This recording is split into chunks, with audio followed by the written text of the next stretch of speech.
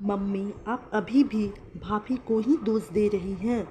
रिया, तुम अपनी गुड़िया की शादी में मेरे गुड्डे से कर दो। रिया अपनी बहन प्रीति से बोली। प्रीति बोली, ठीक है, लेकिन कुछ देर रुककर वो फिर बोली, नहीं, मैं अपनी गुड़िया की शादी तुम्हारे गुड्डे से नहीं करूँगी। लेकिन क्यों? रिया ने पूछा। इसलिए कि कहीं बाद में तुम मेरी गुड़िया से अपने सारे काम करवाओगी और फिर बाद में उसे बुरी बुरी बातें भी सुनाओगी कि तुम सारा दिन करती ही क्या हो, और तुम्हारा गुड्डा भी मेरी गुड़िया को जाहिल, गंवार और पता नहीं क्या क्या कहेगा, और मेरी गुड़िया का दिल दुखेगा। वह रोया करेगी, दुखी हो जाया करेगी। इसलिए मैं अपनी गुड़िया की शादी तुम्हारे गुड्डे से नहीं करूँगी। प्रीति की बात सुनकर रिया ने कहा, अगर मैं ऐसा करूँगी तो तुम अपने गुड्डे से मेरी गुड़िया की शादी कर देना, और अगर मैं तुम्हारी गुड़िया के साथ कुछ गलत करूँगी तो मैं भी मेरी गुड़िया से बदला उतार लेना। दोनों बच्चियाँ अपने खेल में बिजी थीं, लेकिन उनकी बातें सुनकर पासी में नाश्ता करने के लिए बैठे उनके पापा मनीष, दादी निर्मला जी, दादा महेश जी और बुआ प्रिया, जिसकी अभी शादी नहीं हुई थी, दोनों बच्चियों की मम्मी स्नेहा किचन में सबके लिए गरम गरम नाश्ता बनाकर सबके लिए लगा रही थी। उसने भी यह बात सुनी तो वह घबरा गई और दोनों बच्चियों को डांटते हुए बोली, तुम ये क्या खेल खेल में रहे हो, चलो कुछ और खेलो। क्योंकि वह जानती थी कि अगर बच्चों को की इस बात को सबने ध्यान से सुनी तो सब उसी को ही दोष देंगे कि वह बच्चों को क्या सिखा रही है। लेकिन तब तक बहुत देर हो चुकी थी और उनका ध्यान बच्चों के खेल पर भी था। बच्चियों की बात सुनकर जहां मनीष को अपनी पिछली सारी गलतियां याद आने लगी, वहीं निर्मला जी भड़क गई।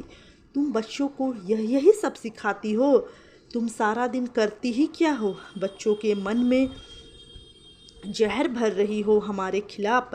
अपनी मम्मी की बात सुनकर मनीष उनसे बोला, मम्मी, यह उसके सिखाने से नहीं हुआ है, क्योंकि बच्चे सिखाने से नहीं सीखते हैं, बल्कि बच्चे जो देखते हैं वही सीखते हैं। इसमें स्नेहा की कोई गलती नहीं है, इसमें गलती हमारी है। ये क्या कह रहे हो तुम? मम्मी, मैं सही कह रहा हूँ। आज तक हमने स्नेहा के साथ जैसा बर्ताव किया, बच्चे उसे ही देखकर समझकर सब कुछ सीख रहे हैं। और मनीष के आँखों के आगे जब से उनकी शादी हुई तब से अब तक की सारी ज़िंदगी घूमने लगी। स्नेहा जब शादी होकर इस घर में आई थी, उनकी उम्मीद के मुताबिक दहेज नहीं लाई थी, इसलिए वह स्नेहा से चिढ़े चिढ़े रहते थे। स्नेहा के माता पिता नहीं थे, सिर्फ भैया भाभी ही थे। उन्होंने ही उसकी शादी की थी और निर्मला जी सिर्फ इसी वजह से उसे पसंद करके लाई थी कि बिन माँ बाप की लड़की है, उसे दबा कर रखेंगे। और स्नेहा वैसे भी कम पढ़ी लिखी थी और भाभी ने हमेशा ही उसे सिर्फ घर के कामों में दबाकर ही रखा था। इसी वजह से उसके अंदर आत्मविश्वास की कमी थी। इसी सब का फ़ायदा निर्मला जी ने भी उठाया। उसे हमेशा यही कहकर ताना देती, तू लाई ही क्या है, तुझसे आता भी क्या है। अनपढ़, गंवार, जाहिल और ना जाने किन किन नामों से उसे नवाजा जाता था। जब से शादी हुई है, यही नाम जैसे उसके थे। उसका अपना जैसे कोई नाम ही नहीं था। और तो और उसका पति भी उसकी कोई इज्जत नहीं करता था। जरा सी किसी काम में देरी होने पर या कोई काम गलत होने पर हमेशा वह भी उसे जाहिल, गवार औरत के नाम से नवाजता था। स्नेहा का समय ऐसी ही जली कटी बातें सुनकर गुजर रहा था कि वह एक के बाद एक 2 बेटियों की मां बन गई। 2 बेटियों को जन्म देने से निर्मला जी का ताना देने की एक और वजह मिल गई थी। लेकिन मनीष अपनी बेटियों से बहुत प्यार करता था, उनकी पढ़ाई लिखाई पर अच्छा खासा ध्यान देता था और अपनी बेटियों की हर फरमाइश को पूरी करता था। अभी कुछ दिन पहले ही वह दोनों बेटियों की फरमाइश पर उन्हें बारबी डॉल्स के सेट दिलवा कर लाया था। लेकिन माँ के साथ हो रहे व्यवहार से बच्चियों के दिमाग में सास और ससुराल डर बैठ गया था, क्योंकि जब भी कोई स्नेहा को ताने देता या फिर उसे उल्टा सीधा सुनाया जाता तो वह अकेले में बैठकर बहुत रोती थी।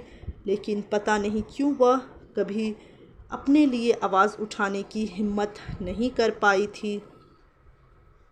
मगर आज दोनों बच्चियों ने अब खेल ही खेल में मनीष को उसकी गलती समझा दी थी। मनीष को बहुत शिद्दत से अपनी गलती का एहसास हो रहा था कि जो बोओगे वही काटोगे। उसके दिल में डर बैठ गया था कि कहीं यह डर कल को सच साबित ना हो जाए, उसके कर्म उसके आगे ना आ जाए।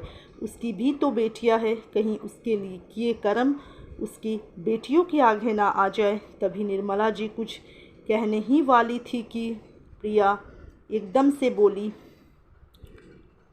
अब बस मम्मी, आप अभी भी भाभी को ही दोष दे रही हैं। इसमें भाभी की कोई गलती नहीं है और भैया सही तो कह रहे हैं। बच्चे जो देखते हैं वही सीखते हैं। बच्चों ने देखा कि हम भाभी के साथ कितना गलत व्यवहार करते हैं और यही सोचकर उसके दिल में डर बन गया और यही डर आज उनकी ज़ुबान पर आ गया। मम्मी, आपको भी इन बच्चियों के खेल से नसीहत लेनी चाहिए। अभी रिया ने कहा कि अगर वह उसकी गुड़िया के साथ कुछ गलत करेगी तो बदले में तुम भी उसकी गुड़िया से बदला ले लेना। मम्मी, मैं भी तो आपकी गुड़िया हूँ और आप जब दूसरे की गुड़िया के साथ बुरा बर्ताव करेगी तो आपकी बेटी कैसे बच पाएगी, क्योंकि हम जो कर्म करते हैं हमें उसी का फल मिलता है। इसलिए मम्मी, वक्त रहते अपनी गलती को सुधार लीजिए। मुझे तो आज अपनी गलती समझ आ गई है, वक्त रहते आप भी समझ जाए तो बेहतर होगा। यह कहकर प्रिया स्नेहा के गले लग गई और उससे कहा, भाभी मुझे माफ़ कर दीजिए।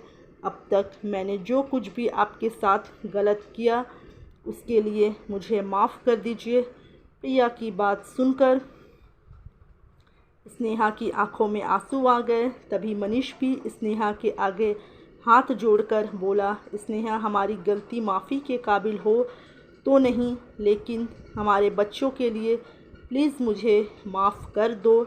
मैं आइंदा से तुम्हें कुछ भी गलत नहीं कहूँगा और ना ही तुम्हारे साथ कुछ गलत होने दूँगा। और अगर कोई तुम्हारे साथ गलत करता है तो मैं तुम्हें और अपने बच्चों को लेकर यहाँ से चला जाऊँगा। निर्मला जी को भी अपनी गलती का एहसास हो जाता है। उन्होंने सोचा कि अगर स्नेहा यहाँ से चली गई तो उनका बेटा भी चला जाएगा। इसलिए उन्होंने भी इस स्नेहा से माफ़ी मांग ली और स्नेहा ने मारे खुशी के अपने दोनों बच्चियों को गले से लगा लिया। आज उनके इस खेल की वजह से ही उसे उसका खोया हुआ सम्मान मिल गया था। स्नेहा तो वैसे भी बहुत सीधी और सबकी हाँ में हाँ मिलाने वाली थी। उसने सबको दिल से माफ़ कर दिया। उसे तो थोड़ा सा सम्मान और एक छोटा सा प्यारा सा परिवार ही तो चाहिए था, और जो उसे मिल रहा था तो वह क्यों ना सबको माफ़ करती। तो दोस्तों, दो बच्चियों ने मिलकर अपने दादा दादी और पिताजी को बहुत ही अच्छा सबक सिखाया। तो आप लोगों को कैसी लगी यह कहानी? अगर अच्छी लगी होगी तो वीडियो को लाइक ज़रूर करें और चैनल में नए आए हो तो चैनल को सब्सक्राइब करना ना भूलें।